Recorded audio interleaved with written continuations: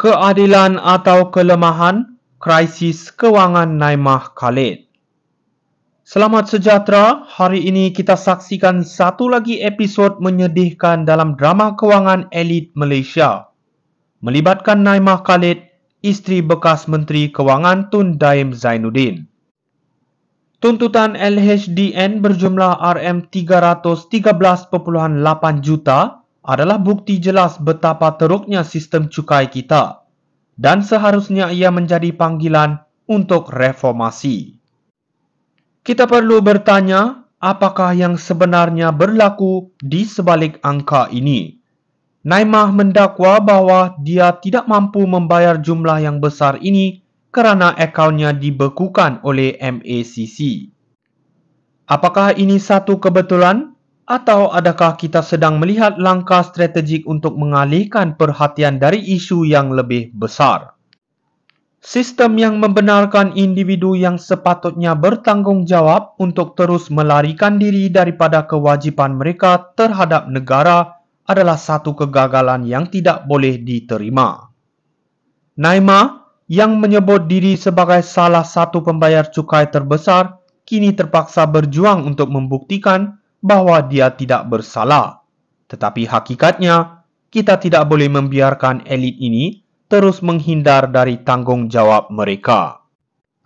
Lebih memeranjatkan, LHDN juga menyatakan bahawa Naimah memiliki harta yang tidak dilaporkan bernilai lebih RM700.6 juta di luar negara.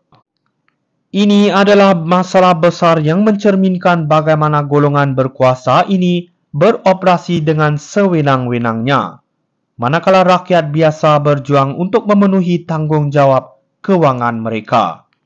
Adakah kita akan terus membiarkan mereka beroperasi di atas undang-undang?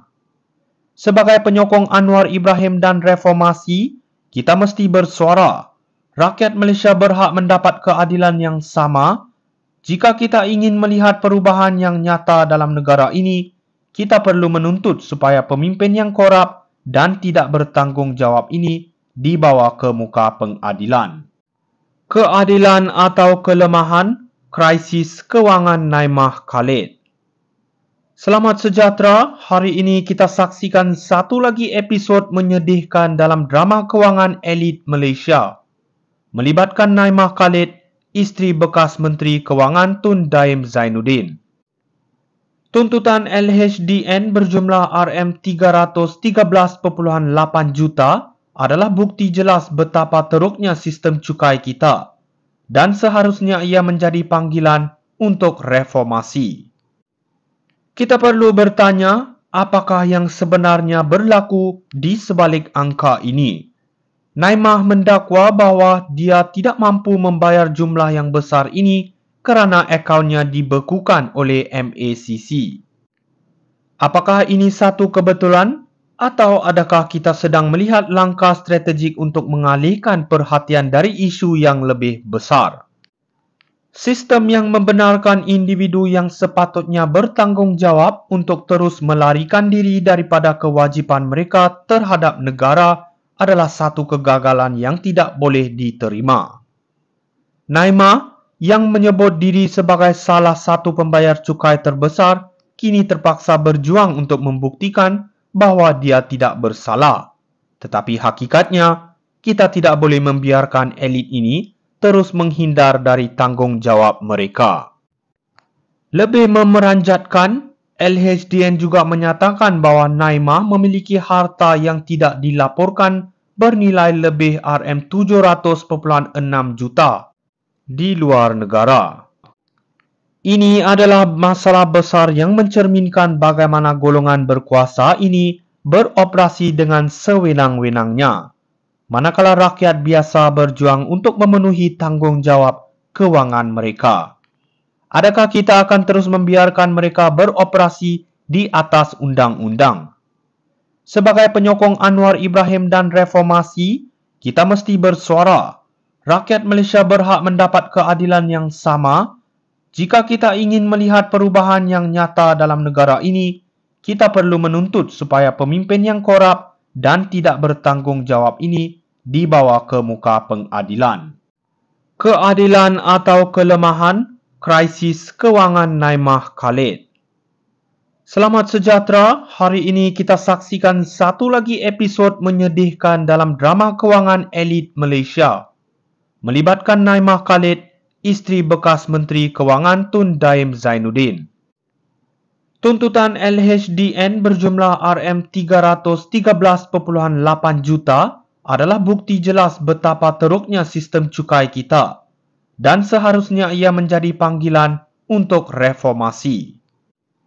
Kita perlu bertanya, apakah yang sebenarnya berlaku di sebalik angka ini?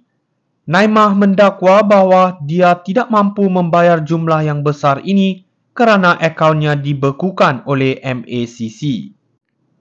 Apakah ini satu kebetulan atau adakah kita sedang melihat langkah strategik untuk mengalihkan perhatian dari isu yang lebih besar? Sistem yang membenarkan individu yang sepatutnya bertanggungjawab untuk terus melarikan diri daripada kewajipan mereka terhadap negara adalah satu kegagalan yang tidak boleh diterima. Naimah yang menyebut diri sebagai salah satu pembayar cukai terbesar kini terpaksa berjuang untuk membuktikan bahawa dia tidak bersalah. Tetapi hakikatnya, kita tidak boleh membiarkan elit ini terus menghindar dari tanggungjawab mereka. Lebih memeranjatkan, LHDN juga menyatakan bahawa Naimah memiliki harta yang tidak dilaporkan bernilai lebih RM700.6 juta di luar negara. Ini adalah masalah besar yang mencerminkan bagaimana golongan berkuasa ini beroperasi dengan sewenang-wenangnya, manakala rakyat biasa berjuang untuk memenuhi tanggungjawab kewangan mereka. Adakah kita akan terus membiarkan mereka beroperasi di atas undang-undang? Sebagai penyokong Anwar Ibrahim dan reformasi, kita mesti bersuara. Rakyat Malaysia berhak mendapat keadilan yang sama. Jika kita ingin melihat perubahan yang nyata dalam negara ini, kita perlu menuntut supaya pemimpin yang korup dan tidak bertanggungjawab ini dibawa ke muka pengadilan. Keadilan atau kelemahan krisis kewangan Naimah Khalid. Selamat sejahtera, hari ini kita saksikan satu lagi episod menyedihkan dalam drama kewangan elit Malaysia. Melibatkan Naimah Khalid, isteri bekas Menteri Kewangan Tun Daim Zainuddin. Tuntutan LHDN berjumlah RM313.8 juta